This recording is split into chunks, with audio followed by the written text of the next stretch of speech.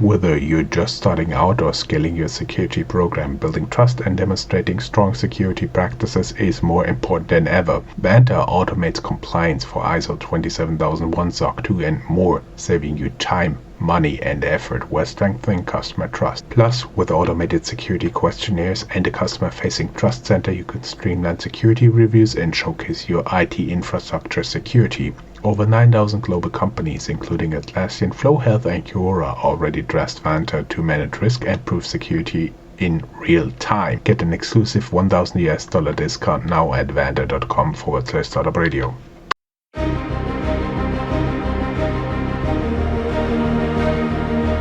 Welcome to Startuprad.io, your podcast and YouTube blog covering the German startup scene with news, interviews, and live events. Hello and welcome everybody. This is Joe from Startuprad.io, your startup podcast and YouTube blog from Germany, Austria, and Switzerland. And today I would like to welcome Fred, who is an entrepreneur from Switzerland. Grüezi. Hello. You are the CEO and co-founder of two different companies, AlpVision and Final Spark. To get this little bit sorted out and introduce yourself, I would just ask you to introduce yourself, and then we can work on the story why we're definitely here, a future technology called biocomputing. But first, let's tell your story. Well, I'm a French physicist, actually, engineer. And I went to Switzerland about 30 years ago to make a PhD in signal processing. Okay. And then I met another guy doing PhD with me, and then we create a first company called AlpVision. Okay. And this company specialized in applications of steganography, that means invisible hiding of information into digital image. Okay. And we use this technology actually to detect counterfeit products using smartphones. So you take a shoe, you want to know if it's authentic or fake. You use our app, take a picture, it's going to tell you if it's fake. Sorry, a stupid question. If you're buying something on platforms that would be before eBay and now like all the competitors, does it also work if you just have a picture of the product? Can you tell if it's fake or not from a picture? Well, theoretically, yes. But in practice, I would say 99% of the case, we ask our users to have the real product in hand. Mm-hmm. Mm-hmm. Okay, I see. So this was, you have to imagine. And when we started this first company, with this friend and I, we were basically in a garage, okay, trying to use the theoretical findings that we made during the PhD and to make a living. Okay. And the company went and is still going very well, actually. We are protecting against counterfeiting more than 30 billion of products each year. Okay, so it's really huge. Okay, you being in Switzerland, I would have an assumption that stuff you would protect would include, of course, expensive wristwatches. Yes, they may indeed. But confidentiality and discretion is a Swiss value. So normally we don't talk about what we protect, but the technology is provided to the consumers, and nobody knows that it's us behind the scene. So we make money with the brand owners that pay us, actually. So that was an interesting journey. Okay, trying to make money out of some theoretical mathematical findings. Okay, and the company is still working well, and we have offices now in Shanghai, in New York. So it's really cool. And in 2014, we said, okay, this company is going well. Let's make another one. Well, one well-run company is started off. It's not enough stress, right? Yeah, but the thing here is that we were lacking a little bit the R&D, the fundamental research part, okay, and which we love. Okay, the co-founder and myself said, okay, let's do something incredible in AI. artificial intelligence. Let's follow a path that nobody has followed before, or seriously followed before. Okay.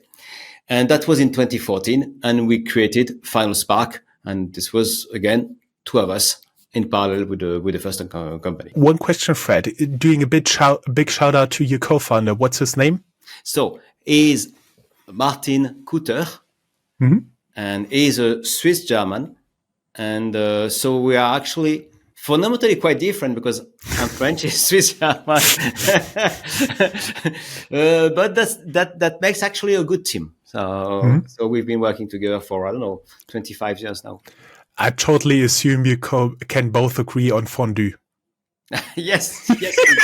but this is mandatory. Otherwise, federal state will take your passport. So. Okay. And so basically, 2014, you founded what is today Final Spark. Can you give us a little bit introduction in the big picture and vision? How on earth did you bump into biocomputing? Because my understanding is you like physics. So I would assume you fancy big machines, you like them. How did you end up at neurons? Honestly, this was not the plan. Really not. Okay. As you said, our expertise was in signal processing or physics. So mathematics, a lot of mathematics and programming and things like this. Okay. And so we started to go into AI by exploring new paths, but purely digital, like genetic programming. So genetic programming is that you are basically creating random source code, okay, that you compile and execute in the hope that it's going to do what you want. If you have any demand for that, I have a 2-year-old here who's very enthusiastic about hitting the keyboard. For this to work, you have to create actually billion of programs of source code and execute them. As I said, very enthusiastic. And we used genetic algorithms approaches for this. When you actually try to, you said that my source code is an individual, I'm going to make some crossover with the other individual, which is another source code, and execute it. And so, okay, it's a very strange way of doing AI, and this is what we loved. Okay, we were only looking at strange things. And another strange thing, so we were testing a lot of things. And something else that we started to test was spiking neurons. So, I don't know, in the field of AI, normally people do not use so-called spiking neurons. Normally in AI, you use artificial neurons, which are much simpler than this. You accumulate some values weighted by some other values, and you output another values given a threshold function. Basically, that's it. This is all ChatGPT. Everything is working with this. Okay. So simple. And we said, okay, we are not going to use this model. We are going to use a more sophisticated model, which is more realistic, still entirely digital. Okay. And that means it's a very well-known model, known for 30 years ago, okay, which basically is saying that this is a temporal activation through time that characterizes the activity of a single neuron. It's a spike, okay, an action potential, actually. So you can also have some simulation of artificial neurons, which are spiking through time. You can also create networks and do some learning. And we spent a number of years on this kind of model, also because one of the leaders of this field are actually in the Swiss Federal Institute of Technology, where we made our PhD. So there was some cultural connection. And after a few years, what we had was a few hundreds of simulated wonderful spiking neurons consuming about 5 kilowatts of power. So 5 kilowatts for 100 neurons. I don't know, if you put this in perspective with your brain, it's 100 billion of neurons. And it's not 5 kilowatts, it's 20 watts. So then we really realized that at this point, we could not scale this. Impossible. Okay, if you already consume kilowatts with 100 neurons, you're basically you're hitting the limit of your model. Okay? Clearly, no chance. Okay, and then something else happened. We had a third guy who joined us at this point, and he was doing the military service, which you may know is mandatory in Switzerland, at the Swiss Federal Institute of Technology. Okay, and he was working in the lab of Professor Markram on the Human Brain Project. And this project, it's all about living neurons, not simulation. Okay, but because it was out of our field, we were not looking at biology. It wasn't I didn't know anything about biology, but he had to work there. Okay, so he was working and measuring real living neurons. And of course, we were chatting together. And at some point, the idea came a bit spontaneously. Like he said, they are consuming almost nothing, these neurons. And on our side, it was like the opposite. Our simulations are consuming way too much. The idea came at this point. We said, okay, instead of trying to simulate neuron on artificial networks, let's try to use living neurons. When you speak about living neurons, what do people have to picture? Because when you talk about living neurons as a chip, what I have in mind is like a silicon wafer with some gray matter on it. Where do you get the neurons and how does it actually work? Well, what you have in mind is not so far from the reality, surprisingly. Okay. The thing is that most of the time you cannot get neurons directly. Particularly if you talk about human neurons, it's almost impossible to get what is called primary cells. Primary cells are really cells extracting from a living body. Okay, so you can get primary cells for mouse or rats, but for human, no. So there is something else. Another invention that came into play here is a Nobel Prize called Professor Yamanaka in Kyoto. He invented a way to take some cells of your skin, okay, and convert them into stem cells. And then from stem cells, you can go to neurons again? Yeah. Yeah. Okay, I see. And this is what we do in the lab. We are, just 5 minutes before this interview, I was in the lab doing some experiments using these stem cells. Actually, they are called induced pluripotent stem cells because we have induced the pluripotency. Because if you take skin cells that are not pluripotent at all, the skin cell can only become a skin cell. It will never become a neuron. It's dead for them. Okay, it's over. They have one thing to do. But if you induce the pluripotency, then you can again create whatever cells you want, including neurons. And this is what I was working on just 5 minutes ago. I see. And how can you put this biological matter into a working computer? How do you work with the connection? Because I do assume you have them arranged them in some matter. You cannot connect like every single neuron to its own very tiny electric circle or something. Yes. Just before I answer, I will make a remark to you as a human being. Yes, go ahead. Most of your neurons are not connected to your sensors. Okay. Okay. Just to be clear on this, which means in practice that what we do is that we are not first playing directly with neurons. We are creating something a bit more sophisticated, which is called organoid. So an organoid is a collection of living neurons connected together that creates like a small organ. That is going to be, in our case, a small ball of 0.5 millimeter. And to answer your specific question, we are going to deposit this ball on electrodes. And then we can use the electrodes to receive and send information. And as you correctly noticed, we are going to only discuss with a few neurons, which will be the interface with the rest of the brain organoid. Mm-hmm. I see, I see. And the big advantage that you've already hinted in the beginning is that it uses really much less energy than a normal silicon wafer would do. Yes, talk about a factor of 1 million. Okay.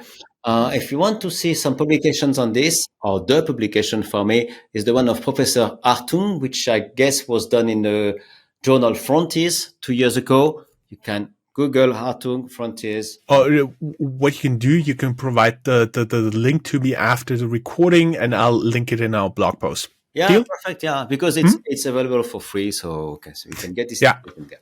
So, and indeed, looking again at your brain, if I wanted to simulate your brain, I would need, by today's standard, a small nuclear power. Okay. Yeah, it sounds like a lot of energy. That Energy. explains why I eat such a lot of chocolate. No, because with all the chocolate you eat, you are still consuming 20 watts of power to run your incredible brain with 100 billion of neurons and 10,000 connections per neuron.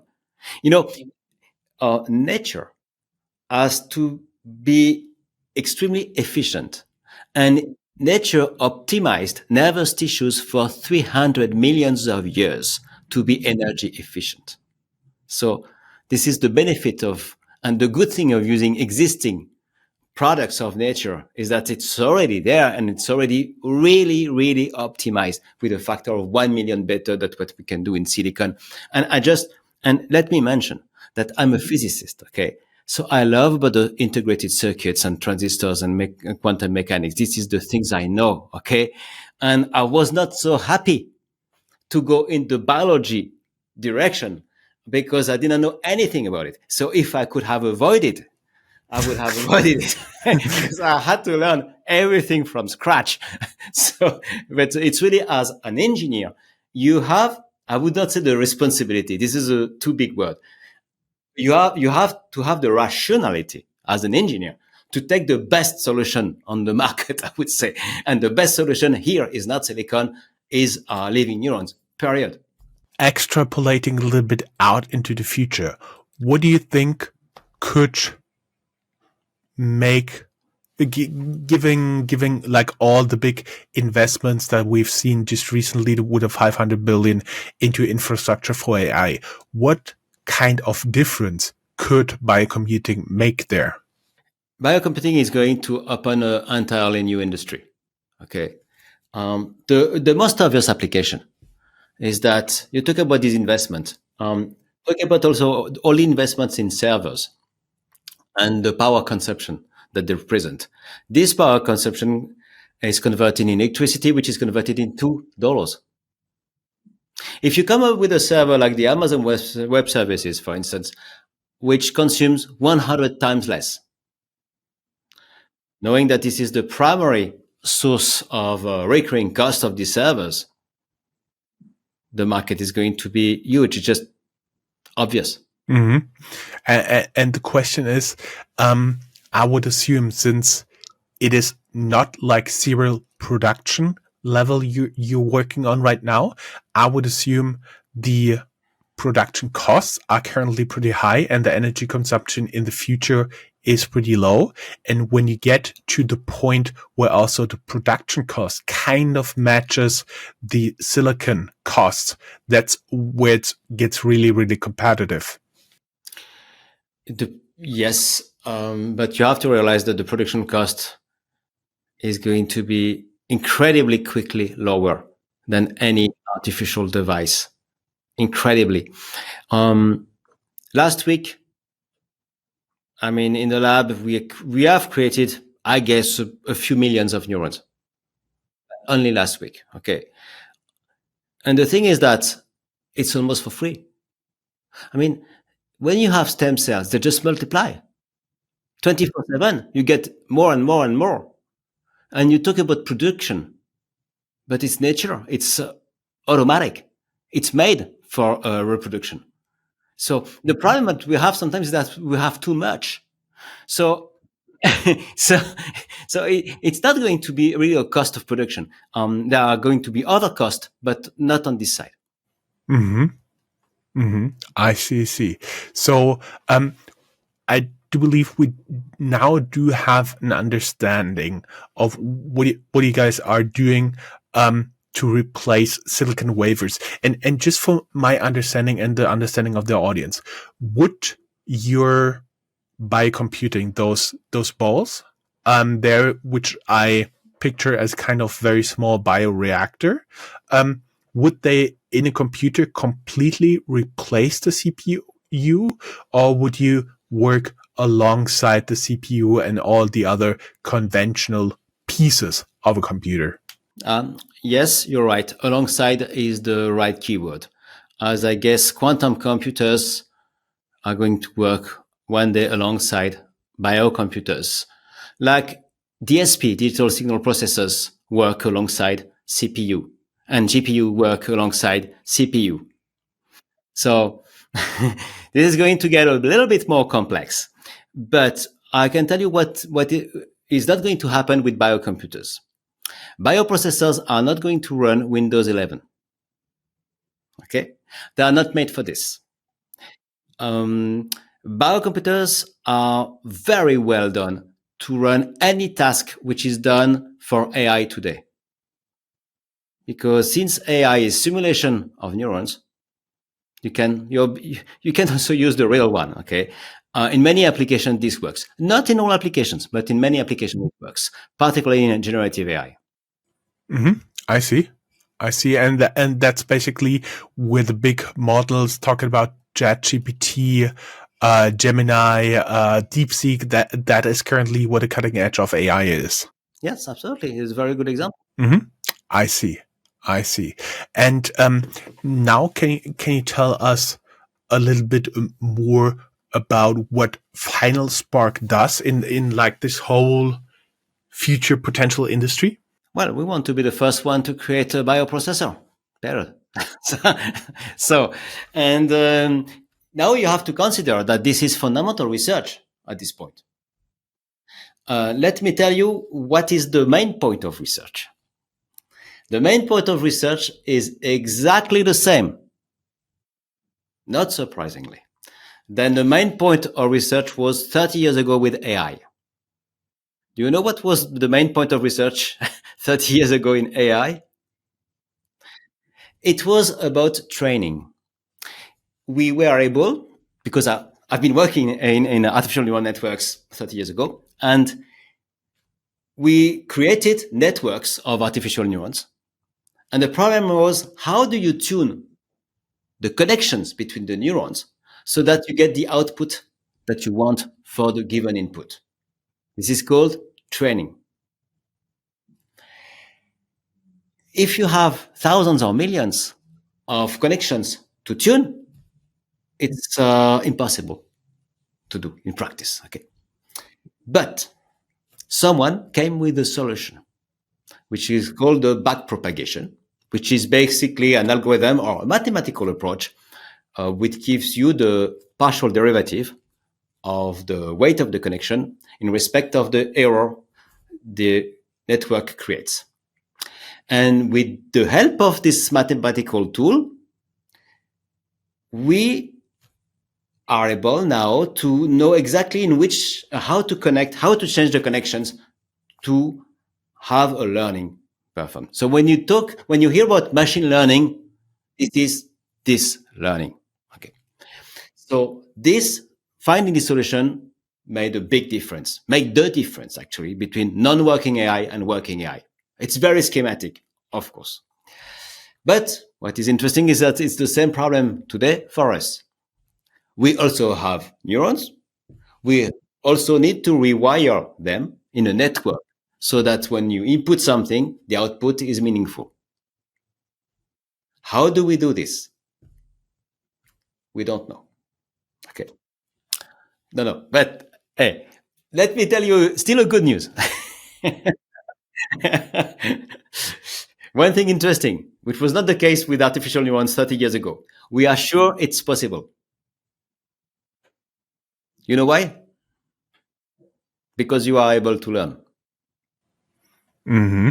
So if a human brain can learn, the cells within the human brain should also be able to learn, right?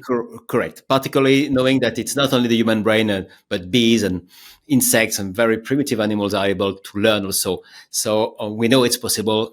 We just have to find how nature does it in order to reproduce it in vitro in a way which is reliable. Oh, I see. Okay. And that's basically the part where you are. My understanding is that there are only a handful of potential competitors out there. You've been talking about like 3 companies globally, with Final Spark being one of them.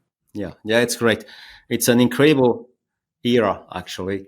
You know, we live in a world where it's very difficult when you wake up in the morning as an engineer and say, I'm going to work on something when nobody thinks about it and it's going to make a revolution. How many fields can you imagine this? Okay. And I'm going to start by myself. Yes, and I can do this. Okay.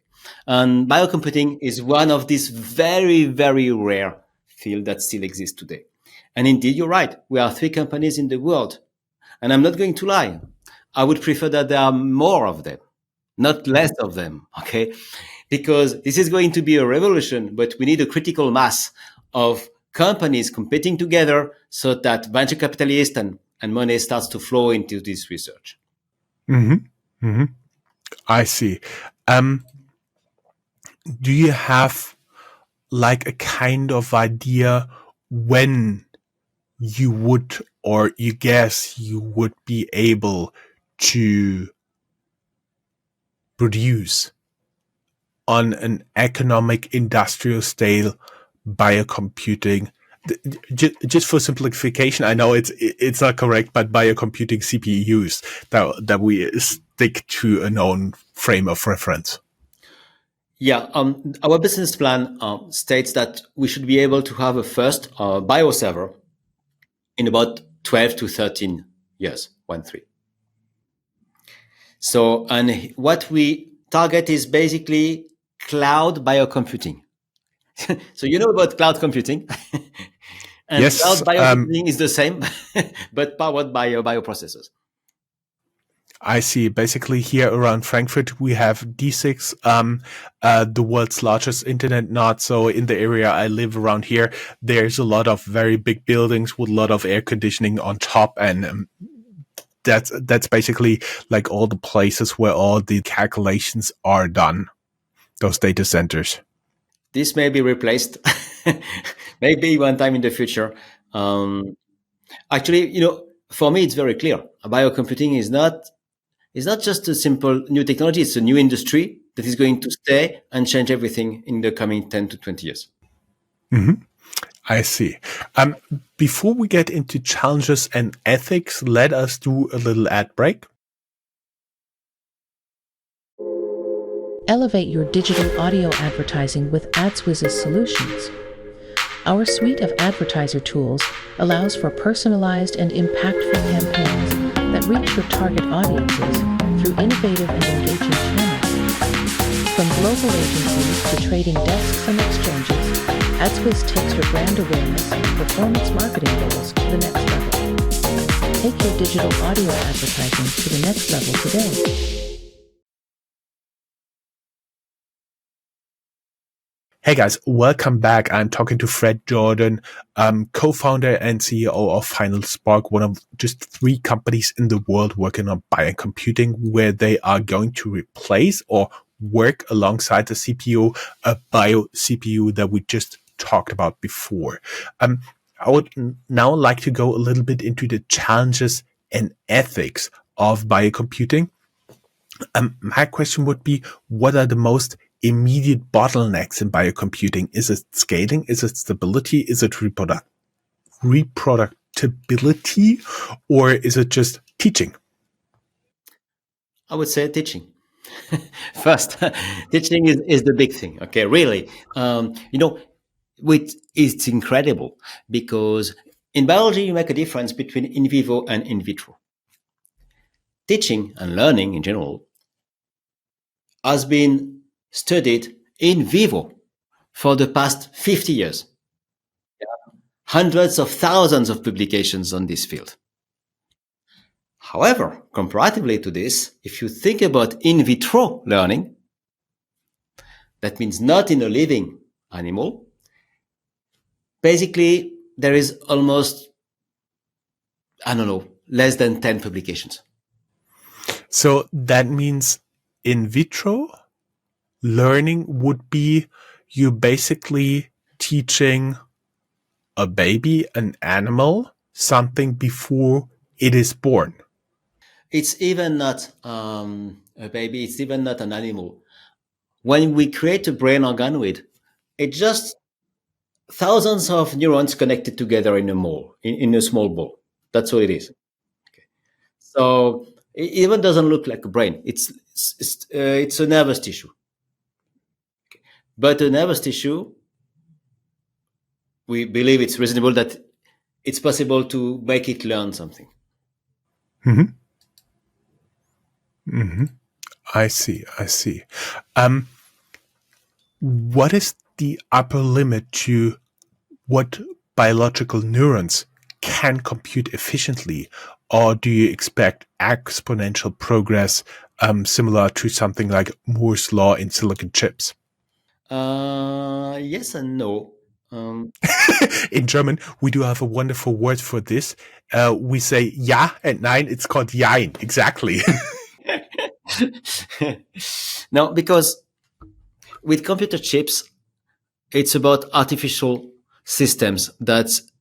So it's a question of light diffraction and how you can compensate this in order to engrave smaller and smaller circuits. Okay. But here you have to realize that we are not making anything. I am not controlling I'm controlling very remotely, okay, how these neurons are growing. I cannot change their intrinsic, I can change to some extent, but I'm very limited in the number of change I can do to these neurons. Okay. For instance, the actual potential is going to propagate always more or less at the same speed in all the neurons I do, whatever I do. So, and I'm not going to be able to pack more neurons in the same space than they would naturally accept. Accept, a transistor is not accepting something, okay? It's going to passive device, which is controlled by human being. Here you have to play with living things. So it's a bit different. You have to, to behave differently. But coming back to scalability, there is a big difference here. I can grow a nervous tissue. Like I said at the beginning, it's half millimeter today. But tomorrow, theoretically, I could do 1 centimeter. I could do 10 centimeters. Actually, I could do 100 meters of nervous tissue. I could culture it. There is no limit to this. A football field entirely filled with a 5 centimeter nervous tissue is going to represent a serious amount of computational power. But I will need to do nothing actually to get. It's just more like when you do agriculture, so you grow things, you grow plants, and here you grow neurons. So it's more going to be in the scale of things, how big we can handle them. I was wondering at the moment you were talking about this. Usually we are only talking about electricity consumption. Do you also need to provide sustainment for the cells? I do assume they're not only living from electricity.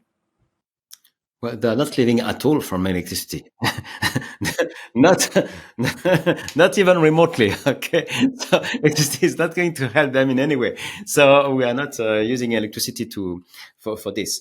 For this, we use so-called culture medium. So these are medium is basically water, okay, with many things inside, okay, and the things that we put in the water to make cells live. This mixture has been invented in the 60s. Okay, so it's not science fiction. It's really old school way of doing. So we are not inventing anything here.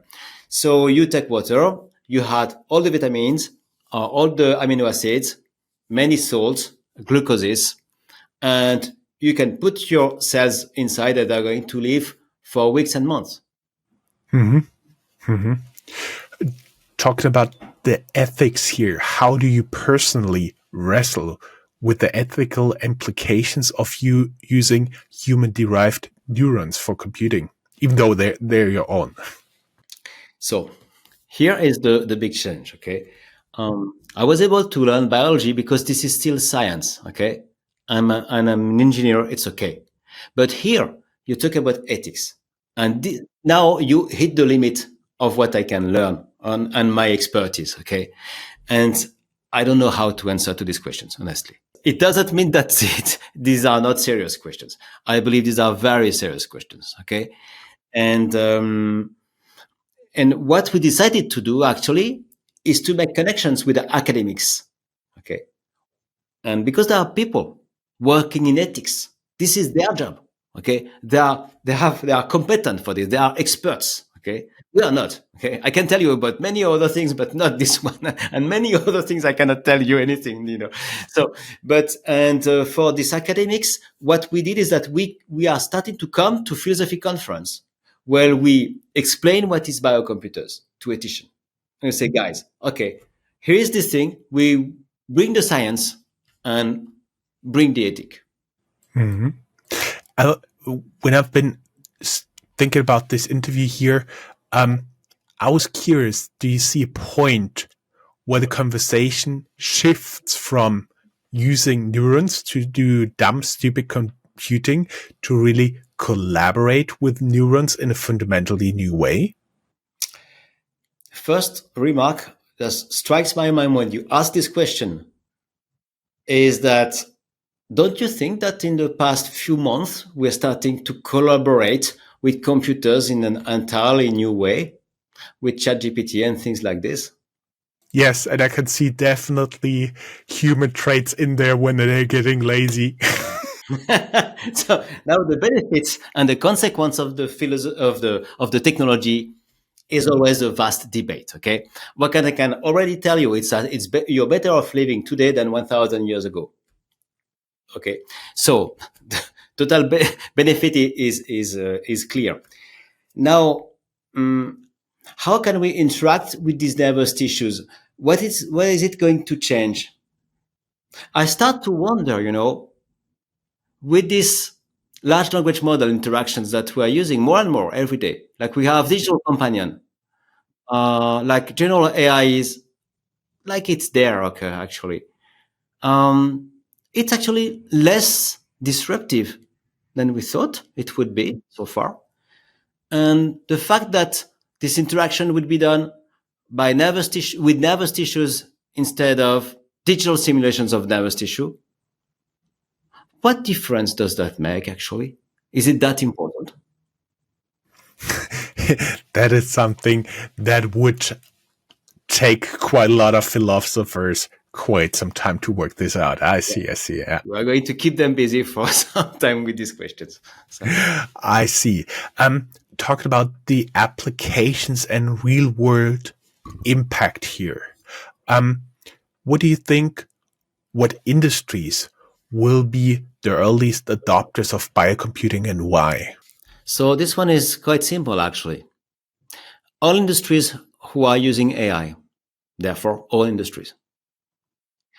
And also those who use AI and care about their cost, all industries again. Because what we are going to develop first is a server when the rental price is going to be 1/10 to 100 of Amazon Web Services, period. This is what we're going to do. Mm-hmm. I see. Uh-huh.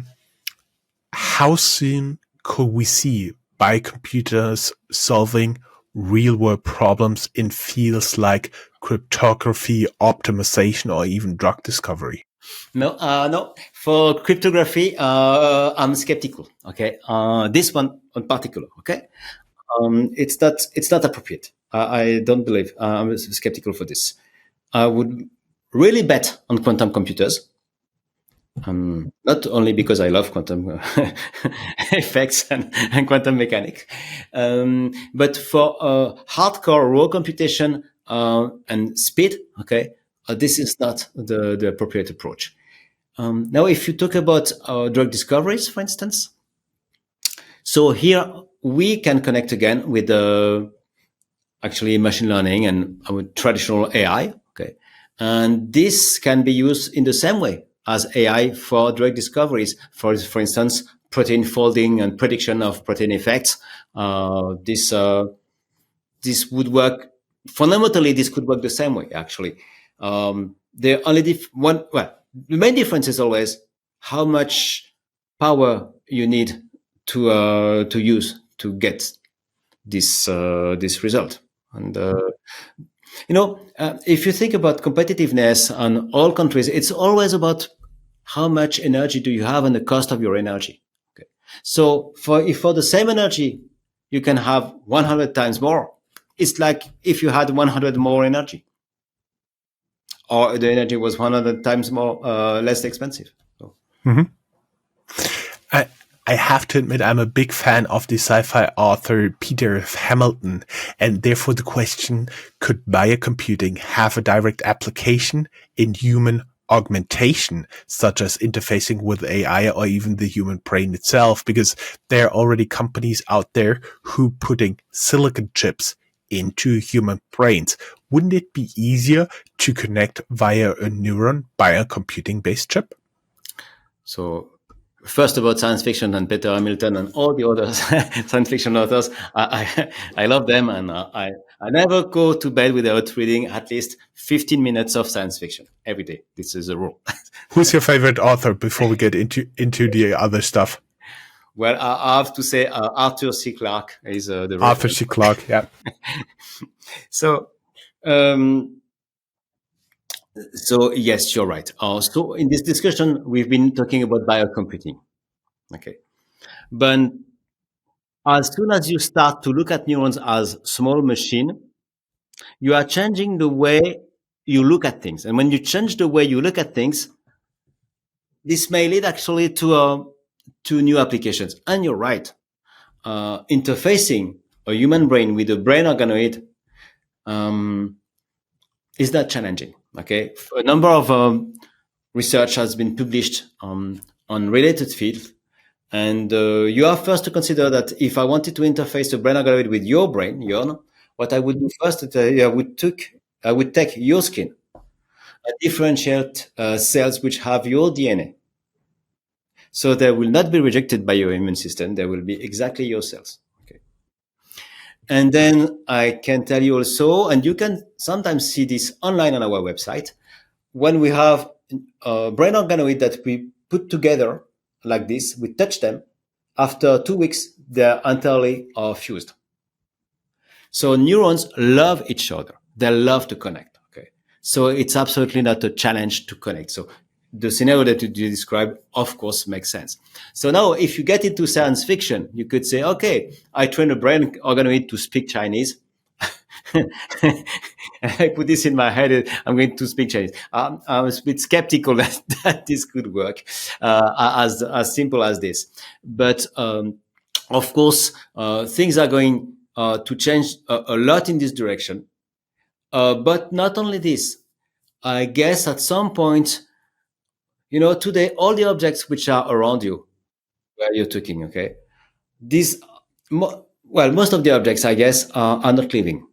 Okay, you've got a mouse, a microphone. Okay, these are not living. Maybe you have a plant or a flower. Okay, these are living.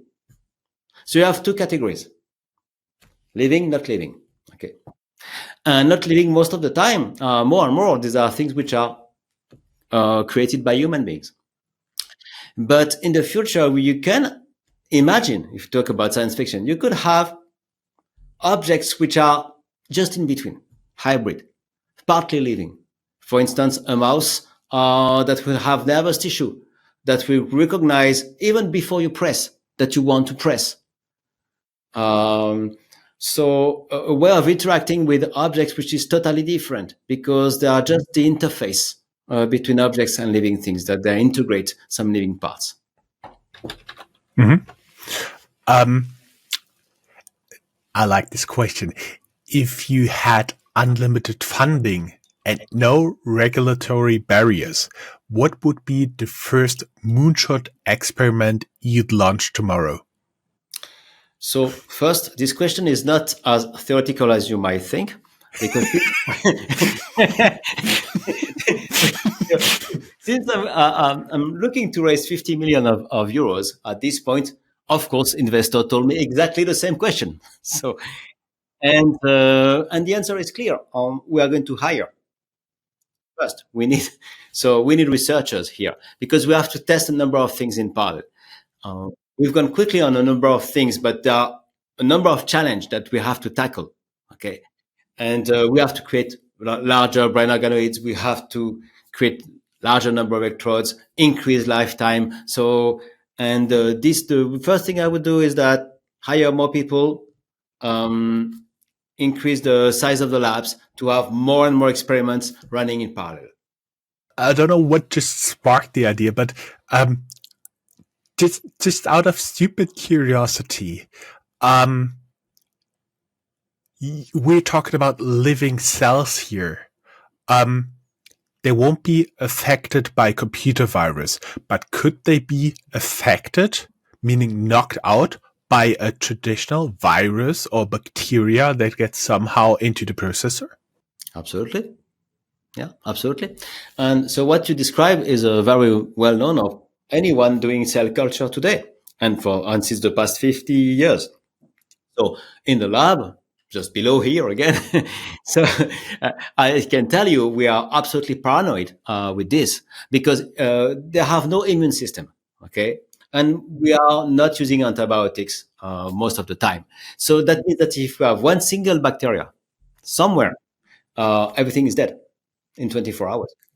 So we have to be extremely careful about what we're doing. Yeah. I see. When I was brainstorming a little bit on questions, I was wondering, traditionally, processors have been used to fulfill like stupid, repetitive tasks, but could you see computers based on bioprocessors that can help in areas that haven't traditionally been associated with computing, creativity, art, helping handicapped people, talking about fusion of neurons, or even emotionally based AI? So your question covers a lot of things, okay? It does, yes. And your question also is based on you have voluntarily put aside ChatGPT in your question and things and LLM, okay? Because of course nowadays computers are not what they used to be anymore. So there's a little bit more. So, and yes, definitely we can. Well, the first thing is about the complexity of what you are generating. When you use real neurons, they are going to have way more connections. So it's one thing, okay? And they are in 3D. Our processors are not in 3D, okay? They are in 2D, okay? Which is now about interacting with you. It's very not easy, but in principle, we people do it currently in research. Easy to modify a neuron to detect molecules, for instance. Like if you breathe, for instance, it could detect that you have a cancer. Just by analyzing the molecules that you breathe. Okay. So talk about interaction between a living object and a human being could be also in that direction. Okay. So of course the sensors are going to change a lot, because these are biosensors, totally good to detect complex molecules, which is extremely challenging in an artificial manner. So yes, the way we are going to interact and the fact that it's living, and also it's living at the same speed as us. So it's interesting. A computer is performing, I don't know, 1 billion computation per second. This is not something that we can imagine. But the nervous tissue will work exactly at the same speed as the brain organoid that we have. Okay, this is part of the.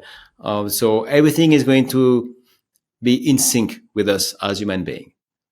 It's a totally different way to approach computing. The last question of this section would be, what one unexpected but potentially game-changing application of biocomputing that nobody is talking about yet can you see?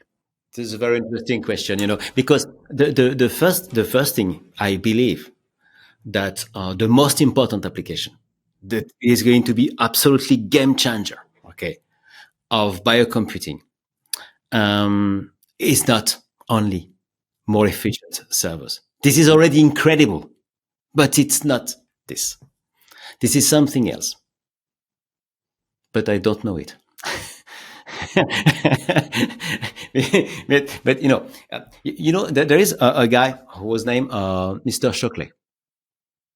Mr. Shockley invented about 80 years ago the solid state transistor. I can promise and guarantee you, okay, that he had no clue that we would use his invention to create smartphones. Okay, because that was 80 years ago. So if you ask me what are going to be used by our computers, I'm not able to answer. I know it's going to be big and way bigger than I think. Okay, I see. We'll be back after a second short ad break. Elevate your digital audio advertising with AdsWiz's solutions. Our suite of advertiser tools allows for personalized and impactful campaigns that reach your target audiences through innovative and engaging channels. From global agencies to trading desks and exchanges, AdsWiz takes your brand awareness and performance marketing goals to the next level. Take your digital audio advertising to the next level today.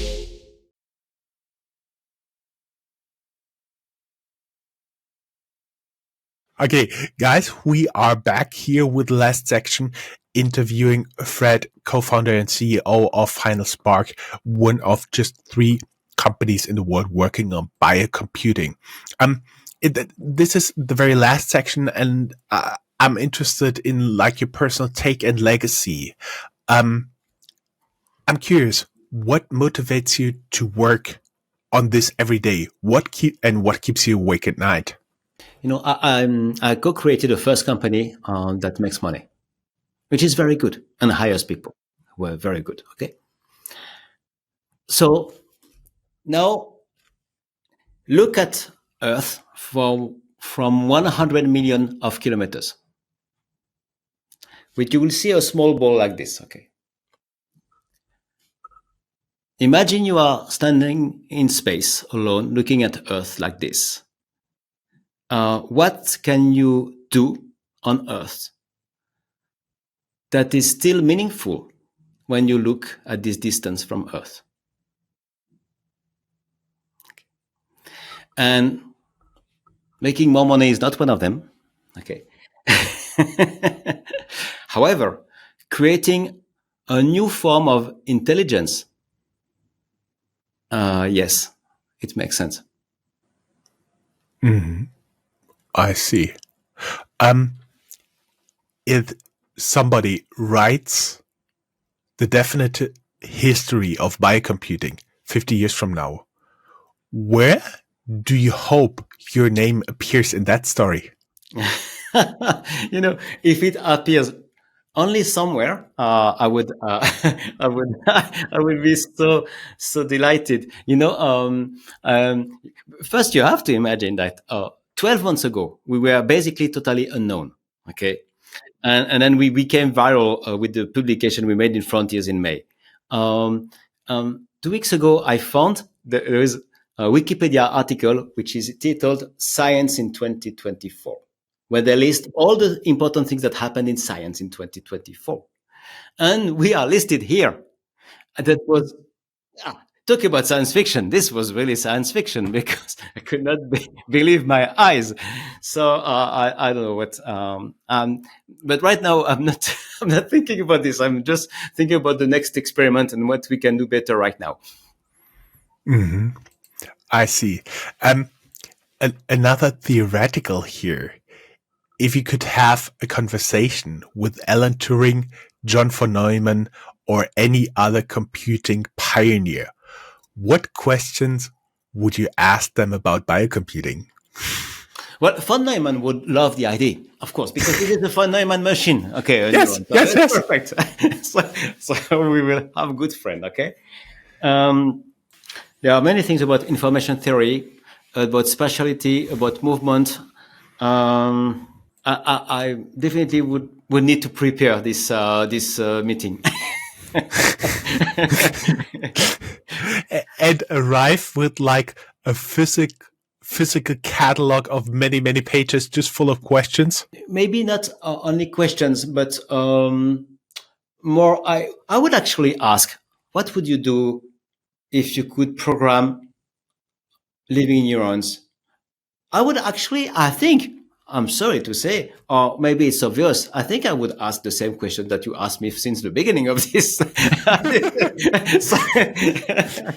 Sorry to disappoint, but That's totally fine. That's big praise for me here. Totally good here. What do you hope your biggest contribution to biocomputing will be, not just scientifically, but also maybe philosophically? I think there is something with technology is that there are human beings and there are technology, and more people start to say it's not good. Technology is too far from human beings. Actually, technology is almost against human beings. Okay, and as an engineer, I don't like it. Okay, I want to reunite technology and human beings. Okay, they should live in harmony. Okay, and I believe biocomputers and synthetic biology can achieve this. Okay, we've done a very good artifacts, which are called machines, artificial things. We still need to have a good interface with us as human beings. This is the last piece that we should build, and we are going to do it, I'm sure. Talking about going to build it, going to do it, you already talked about fundraising, going to the very mundane pieces here again. You guys are currently on the outlook for raising funds, right? Yes. Yeah, indeed. So our ambition is to raise 50 million of euros. Okay. And so we are talking with a number of people worldwide, actually. So we hope we can gather this maybe in 3 series, A, B, C, 10, 20, 20. Honestly, I would prefer to avoid this because I don't want to be running after money constantly. I want to work on the science here. And this is the big challenge. And the fact that we are standing in Europe, which doesn't help at all, because I would already have this money in the US, probably.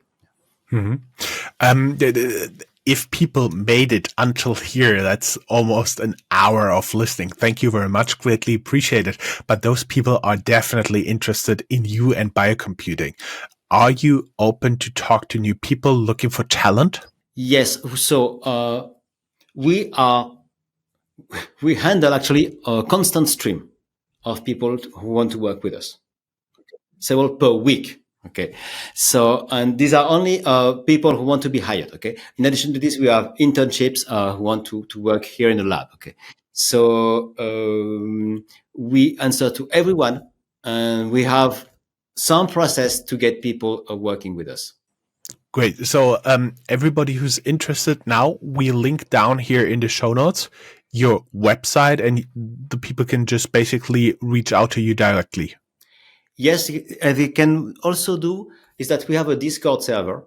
So they can go to the Discord server, and we will answer directly. We answer directly to the questions of everyone. So first, they can see all the questions which have already been asked, and then we are happy to exchange. Mm-hmm. Great. So Fred, thank you very much. It was a pleasure to talk to you. It was more fun and much more extensive than I expected. Thank you very much. It was a great pleasure to talk to you. Hopefully to have you back in a few years and talk about your successes there. Yes, I would be happy to do so. Great. Thank you very much. Have a good day. Bye-bye.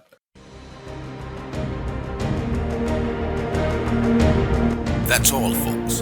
Find more news, streams, events, and interviews at www.startuprad.io. Remember, sharing is caring.